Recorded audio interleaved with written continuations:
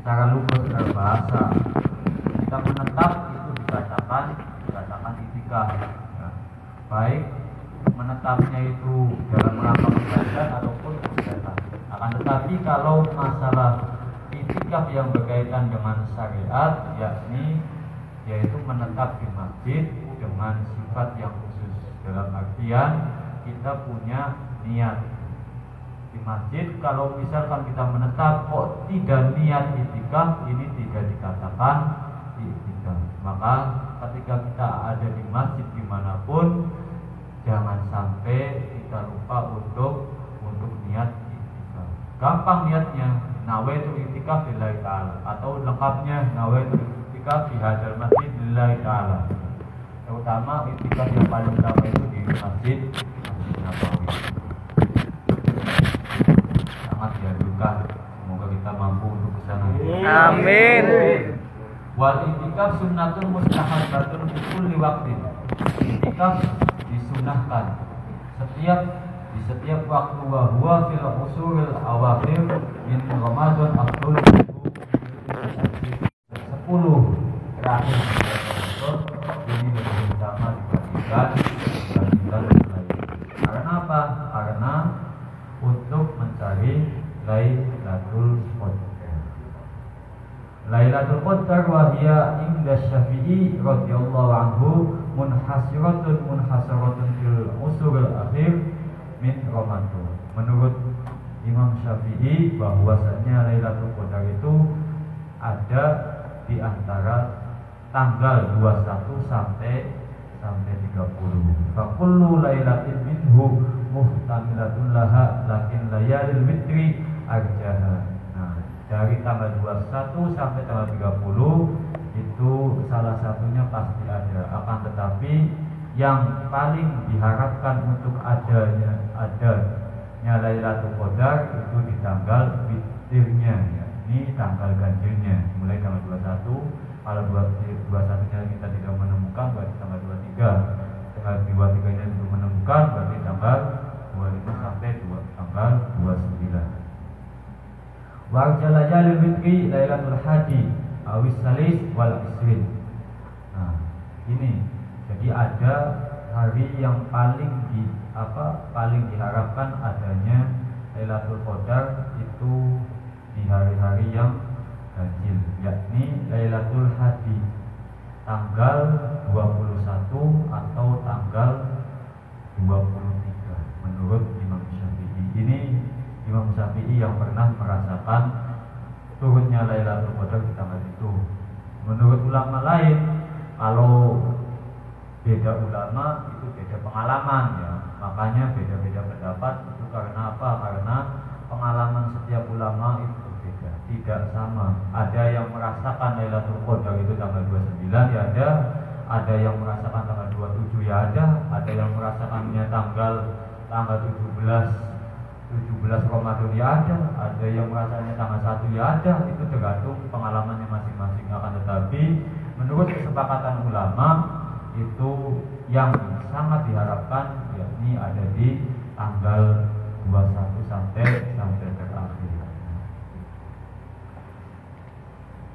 Terus walahu ainil itikaf saratoni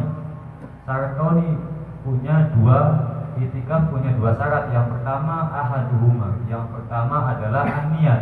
Apapun bentuknya, ya. Apapun bentuknya ibadah itu adalah niat yang membedakan. Kita nongkrong dimanapun, kita diam di masjid, ya. Diam di masjid bisa dikatakan nongkrong apabila kita tidak punya niat. Akan tetapi dengan sebab niat itikaf itu membedakan kita nongkrong dengan ibadah. Kalau cuma nongkrong biasa tanpa niat itu tidak ada muatan ibadah. Akan tetapi kalau kita diam di masjid kok kita diniati itikaf, maka ada muatan ibadah. Kita sholat jengkelat sampai keluar keringat. Manakala tidak punya niat untuk sholat, ya tidak ada bedanya dengan olahraga seperti itu, ya. apapun bentuknya. Jadi ibadah itu ada yang jelas-jelas bentuknya ibadah, ada juga yang tidak bentuknya ibadah tetapi dinilai ibadah. Seperti halnya kita masuk di pabrik itu sama ya. Kita kerja di pabrik itu terus kita diniati untuk ibadah, bisa bernilai ibadah. Jadi setiap apapun itu tergantung niat. Kalau kita diniati untuk ibadah, semuanya menjadi ibadah. Apalagi di malam satu suro kita melekah sampai pagi, diniati untuk apa? Diniati untuk ibadah, ya ibadah. Walaupun isinya ngobrol. Yang penting ngobrolnya itu tidak membahas kejelekan orang lain. Walahu ay ahaduhuma an-niyat wa yanwi fil itikaf al-mandur al-fardiyah awin nadro. Nah ini ada itikaf yang sifatnya wajib. Sifatnya wajib itu manakala kita punya nadar. Kalau misalkan saya berangkat ke Korea, saya akan itikaf di Nabawi, contoh di Masjid Nabawi. Nah, itikaf di Masjid Nabawi karena kita punya nadar itu hukumnya wajib. Maka berangkat ke sananya itu hukumnya wajib. Ya. Kalau saya berangkat ke Korea nanti saya akan itikaf di Masjid Mujahidin. Nah, itikaf di Masjid Mujahidinnya itu hukumnya wajib. Maka niat itikafnya itu pun ada kewajiban niat itikafnya. Jadi nawaitul itikaf di hadal masjid di Masjid Mujahidin fardholillah kita. Tidak lillahi ta'ala, akan tetapi ada fardholillah ta'ala. Karena apa? Karena itikafnya dinadari. Kalau nadar itu hukumnya wajib. Manakala nadarnya itu nadar yang baik ya. Ada soalnya nadar yang tidak baik. Contoh kalau anak saya berangkat ke Korea, nanti saya akan memanggil Monata. Itu nadar yang tidak baik.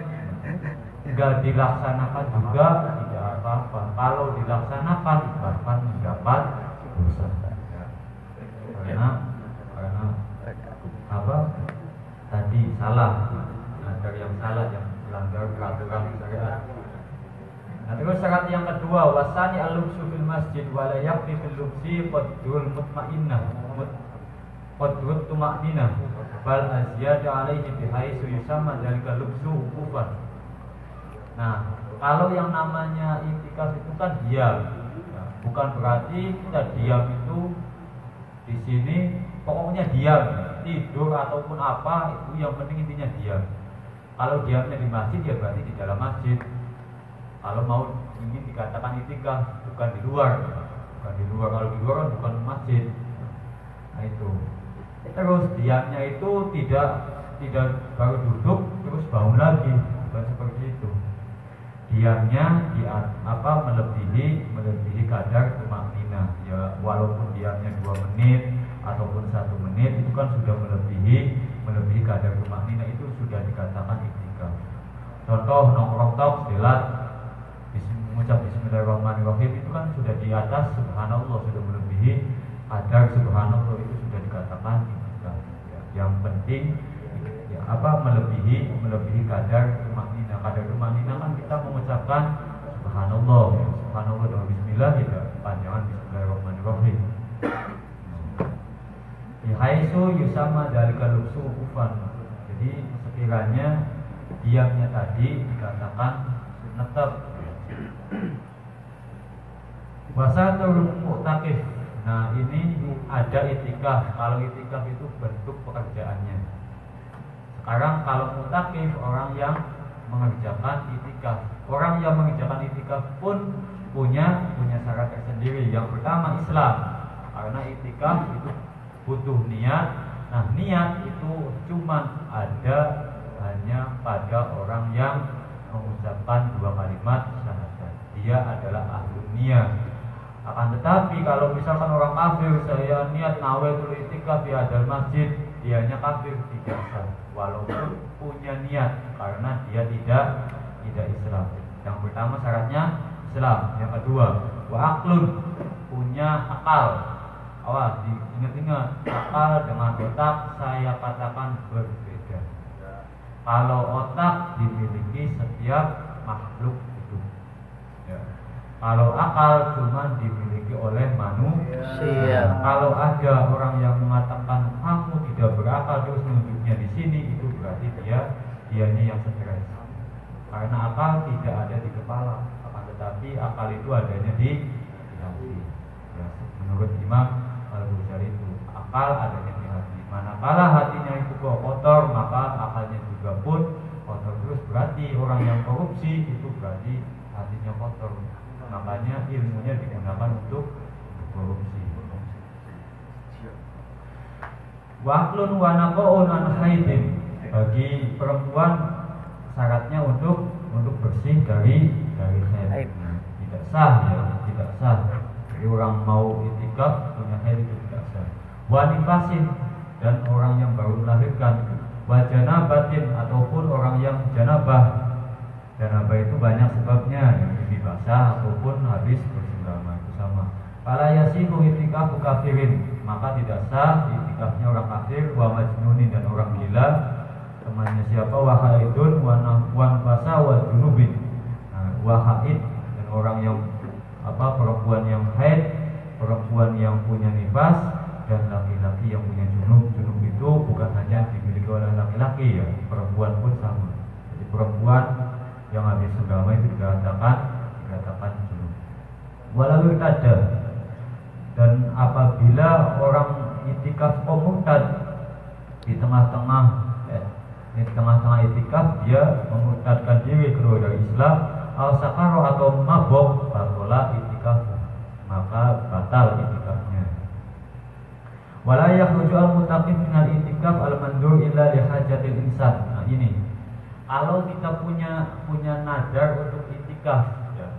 Misal seperti tadi, kalau saya berangkat ke Korea nanti saya akan itikaf di Masjid Nabawi. Nah, setelah berangkat ke Korea berarti wajib untuk itikaf di Masjid Nabawi. Kapan dan kapannya harus dikerjakan. Nah, itu kalau kasusnya seperti ini, maka la yakhruju, tidak boleh keluar dari tempat itikaf, dari itikaf tadi, illa lihajatil insan, kecuali karena apa? Karena kebutuhan manusia. Kebutuhannya manusia itu apa? Min baulin wa ghaidin wa ma fi ma'nahuma al-ghusli janabatin. Yakni apa? Kita kencing, buang air besar ataupun buang air kecil, itu kan hajatnya manusia. Tidak mungkin yang namanya manusia tidak mengeluarkan kotoran itu, tidak mungkin, kecuali robot. Wa ma fi ma'nahuma, ataupun apa-apa yang sama artinya dengan buang air kecil ataupun buang air besar, yakni apa? Yakni mandi janabah. Audrin min haidin, atau udur, perempuan yang lagi itikaf terus punya udur ya, yang berupa haid atau nifas, fatahruju al mar'atu minal ajli imana. Kalau misalkan perempuan itu kok sampai haid atau nifas, maka dia boleh keluar dari masjid karena alasan haid dan nifas. Audrin min maradin la yumkinu al maqam ma'ahu fil masjid, yang kana yahtaju li farasin wa khadimin wa tabibin aw yakhafu talwisal masjid ka ishalin wa idrari baulin. Ataupun enak-enaknya lagi itikaf, pas lagi itikaf dia sakitnya tidak memungkinkan untuk menetap di masjid. Seperti halnya apa? Seperti halnya dia penyakitnya lagi penyakit tipes ya. Tipes itu biasanya butuh untuk apa? Untuk faros, untuk punya lemetan. Dia tidak mungkin, orang kedinginan, tidak punya kemul, itu tidak mungkin. Nah, maka orang yang sakit seperti itu boleh untuk keluar dari masjid. Atau dia butuh khodim, butuh pembantu karena lemah badannya, ataupun butuh dokter. Au yakhafu talwisal masjid, atau dia sakit terus khawatir untuk mengotori masjid, seperti contohnya ishal, hidrori, baulin. Ishal itu terusan keluar air kencing, ini tidak boleh. Jadi harus keluar dari masjid. Wa kharaja bi qaulin musannif la yumkinu ila akhirih al-marad al-khafif kahumman khafifatan. Ini ada pengecualian. Orang panas, contoh panasnya yang panas ringan. Panas ringan itu seperti halnya kita keluar dalam keadaan dari panas matahari, ya kan? Terus badan kita itu kan ikut panas, nah itu maksudnya panas ringan. Ataupun kita seharian semalaman tidak tidur, itu sama juga panas. Nah, panas itu bukan berarti panas penyakit, itu namanya kuman khafifah, ya, panas yang ringan. Ini walaupun panasnya seperti itu tidak diperbolehkan untuk keluar dari masjid. Kalau misalkan itikaf itu itikaf yang dinadari. Terus kemudian wayabtulu al-itikaf bil wad'i. Wayabtulu itikaf bil wad'i mukhtaron. Zakaron al-itikaf aliman bitahrim. Wa amma mubasharatul muttaqin bisawatin fatabtulu itikafuhu in anzala wa illa falah. Nah, itikafnya bisa batal dengan sebab wati, dengan sebab segama. Orang di masjid kok segama. Ini ada ya atasnya. Orang dulu sampai seperti itu. Cara berpikirnya jauh. Makanya orang sekarang mau menghina kitab kuning itu berarti sama halnya menghina para wali. Saya yakin bahasa seperti itu. Kenapa kok saya keluarkan? Karena orang dulu menciptakan buku itu bukan sembarang menciptakan. Makanya kitab kuning sampai hari kiamat akan dijaga kemurniannya oleh Allah. Orang yang mau mengkaji kitab kuning berarti dia mendukung penulis kitab kuning. Kalau mendukung penulis kitab kuning berarti dia mendukung para wali. Nah, kalau mendukung para wali akan mendapatkan syafaatnya nanti di yaumil qiyamah. Dengan harapan itu kita jangan sampai meninggalkan tradisi mengkaji kitab kuning. Ya, karena apa? Karena tadi orang dulu itu walaupun kasusnya tidak terjadi di zamannya, akan tetapi beliau karena bersihnya hati sampai mampu untuk mampu menggambarkan di hari kemudian. Ini contohnya ya. Pas waktu iktikaf ataupun di masjid ada orang yang senggama. Ini ada kan kejadiannya kan sekarang ada. Nah, itu padahal zaman dulu tidak ada. Nah, itu karena apa? Karena beliau ilmu kasahnya seperti itu. Karena saking bersihnya hati, maka diinformasikan oleh Allah Subhanahu wa taala, nanti loh di zaman nanti, tahunnya kapan-kapannya itu akan terjadi seperti itu. Ini akan terbukti yang terjadi seperti itu. Banyak. Itu berarti namanya yang mengarang kitab kuning itu tidak sembarang orang. Orang yang berani mengatakan kitab kuning adalah bid'ah, maka dijamin orang itu akan tersesat surga. Seperti itu. Wa mubasharatul muttaqin bisa buatin. Adapun orang bersentuhan dengan syahwat, orangnya lagi iktikaf, bersentuhan sama perempuan ataupun sama laki-laki kok dengan syahwat merasa senang, syahwat itu merasa senang ya. Kemudian dia inzal itu keluar mani, maka dia batal iktikafnya. Kalau sentuhannya kok tidak disertai dengan syahwat, maka tidak apa. Ya, sentuhan itu tidak harus dengan perempuan. Kalau dengan perempuan pasti batal wudunya ya. Dengan laki-laki kok merasa nikmat, itu namanya syahwat sama. Contohnya tukang asli lagi memegang Hamadi. Tukang Hamadi kok merasa syahwat. Mubasar kok menikmati. Kalau sampai mau keluar chat ya, keluar mandi itu batal. Ini namanya tidak waras. Nah, sampai di sini barangkali ada pertanyaan. Kalau misalkan mau dilanjutkan, kita mau membahas masalah ahkamul haji. Kita hukum masalah haji. Supaya paham nanti kapan-kapannya kita Moga-moga diberi kesempatan oleh Allah. Amin. Barangkali mulai dari sini kita ada pertanyaan monggo. Nah, Kang. Assalamualaikum warahmatullahi wabarakatuh. Itu masalah fidyah itu bayarnya ke siapa itu? Biasanya di orang-orang kita kan ke kiai tak gimana itu Kang. Biasanya bayar ke yang berhaknya tuh. Di sini kan kalau fidyah itu beda dengan zakat. Kalau zakat itu kan ada 8 asnaf. Nah, kalau fidyah itu kita usahakan cari yang fakir miskin.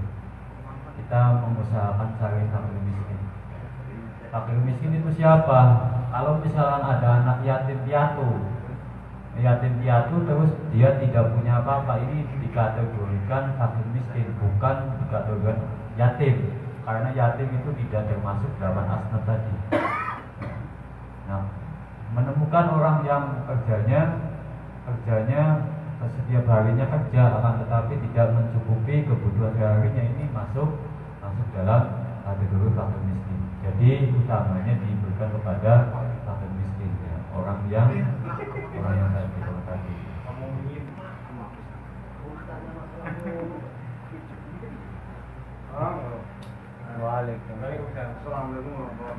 Waalaikumsalam warahmatullahi wabarakatuh. Bagaimana kalau ada yang meninggal saudara kita dan kita tahu dia tiap Ramadan banyak sekali atau tak terhitung nggak puasanya, terus fidyahnya itu bagaimana hitungannya? Terima kasih atau matur suwun. Jadi seperti tadi wa man mata alaihi siyam, yang mati itu tidak harus bapak kita ataupun ibu kita. Nah, kalau misalkan dia meninggalkan puasanya dengan sebab udzur itu seperti halnya dia sebelum meninggal sakit, ya. Sebelum dia meninggal itu sakit. Nah, sakitnya tidak memungkinkan untuk sembuh sampai meninggal. Nah, dia tidak berkewajiban untuk dibayari fidyah, ya. Ataupun dikodoni, itu tidak ada kewajiban bagi walinya, bagi keluarganya. Akan tetapi kalau dia kok sakitnya meninggalkan puasanya dengan tanpa udzur, dalam arti sengaja meninggalkan puasa, maka dia berkewajiban, walinya, keluarganya berkewajiban untuk membayar fidyah. Kalau mau dikodoni seperti tadi, dikodoni keluarganya siapa saja yang dikodoni. Kalau misalkan tidak punya keluarga, kita membayar orang lain untuk berpuasa dengan nama orang tersebut itu boleh. Dengan nama orang tersebut itu boleh. Disebutkan namanya seperti tadi itu niatnya. Nawa itu Saumagodin an ada ifardhi syahri Ramadan an, ya, disebut, atau an kodoi nggak apa-apa, an langsung nggak apa-apa, an siapa disebut namanya boleh. Kalau misalkan dari bapak saya ya berarti an abi, kalau ibu an umi, kan seperti itu, gampangnya seperti itu, ya. Mungkin hanya itu, ya. Jadi seperti penjelasan. Akan tetapi kalau misalkan orang tersebut kok maunya membayar fidyah, ya boleh dibayar fidyah, berarti tidak berpuasa. Kalau berpuasa sudah tidak usah membayar fidyah. Kalau tidak puasa ya berarti membayar fidyah. Satu harinya 6 on. 6 on itu diberikan kepada fakir miskin. Assalamualaikum warahmatullahi wabarakatuh. Waalaikumsalam. Ini misalnya kita punya utang puasa di tahun ini, terus lewat tahun depan belum dibayar karena kita kerja di Korea berat, terus bayarnya di Indo, itu gimana?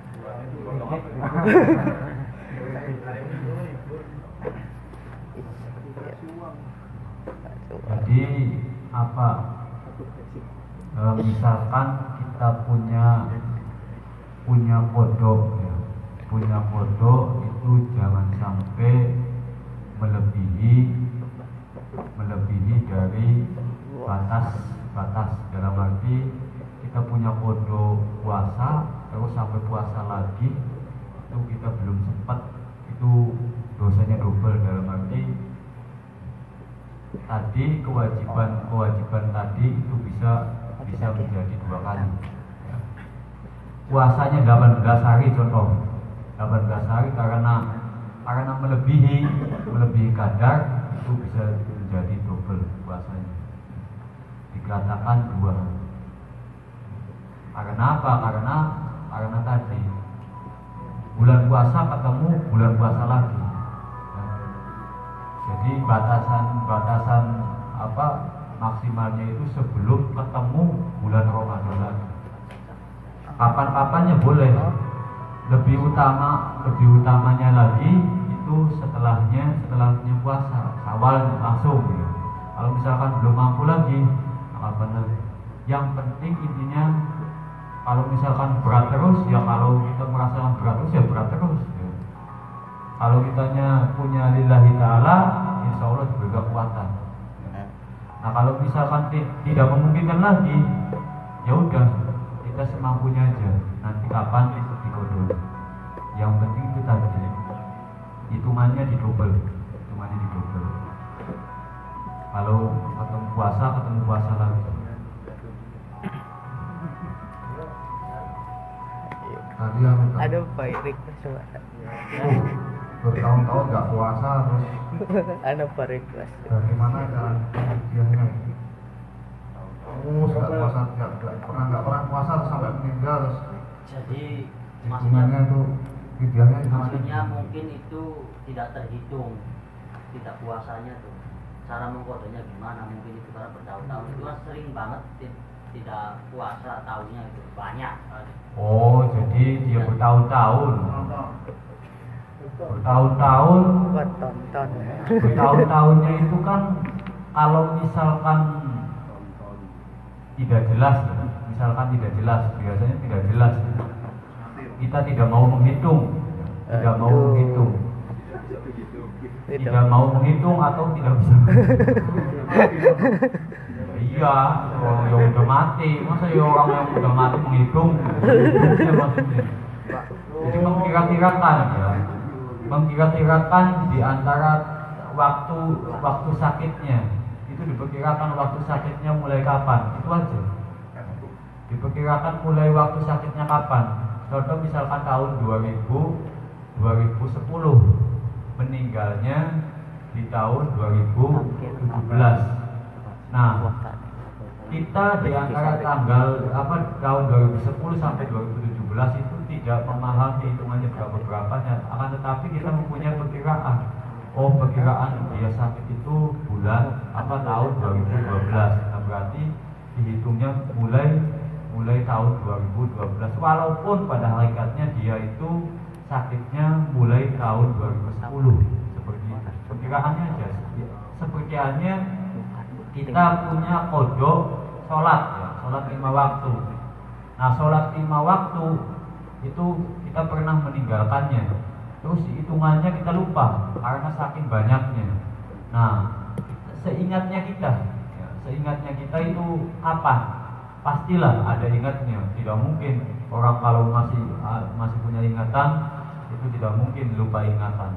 Kecuali orang gila kan dikatakan lupa ingatan karena. Nah, kalau kita selama masih punya ingatan, seingatnya ya. Terus kita biasanya itu punya perkiraan, perkiraan itu yang kita pakai. Misalkan tahunnya ini hitung 1 hari, pokoknya 1 hari itu 6 on.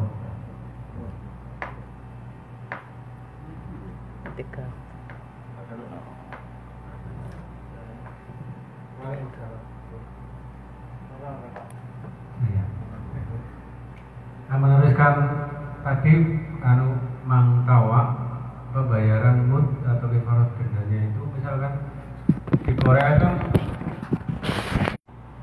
di Korea enggak ada.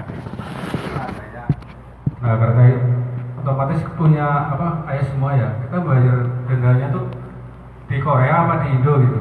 Kalau pakai zakat juga kayak kita biasanya di Korea, kita bayar zakat di Korea apa di Indo. Seperti juga tadi bayaran denda ataupun itu di banyak di Korea apa di Indo gitu? Ya kan zakat dan fidyah itu kan kembalinya kepada fakir miskin. Jadi kembali kepada fakir miskin di Korea kan orang miskinnya orang miskin kafir, tidak dimungkinkan. Jadi kita kembali keluar dari negeri mustahik zakat, dikeluarkan barang zakat keluar dari daerah itu boleh manakala di daerah tersebut tidak menemukan mustahik zakat, seperti itu boleh. Jadi dikeluarkan negara ke Indonesia atau kemana, ke Syria atau Palestina. naik kontak Palestina. Becak ada nggak?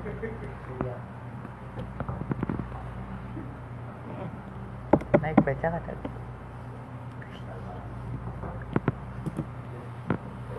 Pertanyaan Udah? Lanjut apa udah? Wis bae. Ada bal-balan. Oh iya, main bola. Ih, Insyaallah mulai minggu depan kita mulai membahas masalah haji. hai. Mulai dari sholat sampai puasa, alhamdulillah selesai. Walaupun kebanyakan tidak ada catatannya. Walaupun kebanyakan tidak punya catatan. Yang penting pas waktu, yang penting pas waktu ditanya masalah membatalkan puasa itu apa paham. Jangan sampai yang nangis itu membatalkan puasa enggak? Di alamat ngajinya tidak paham dan tidak punya dicatat. makanya sih mending Ini catatan junub ya, Bro.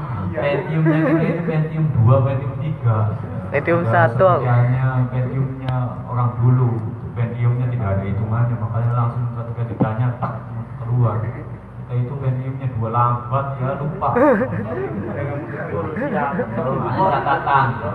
Kalau tidak mau mencatat yang monggo dibaca sendiri, baca sendiri. Kalau tidak mau mencatat. Baca buat Nah, Lemut on. mungkin hanya itu yang bisa kita paham bersama. Semoga diberikan Lemut on. majlis Ya, kayak duel. diputer ulang. Assalamualaikum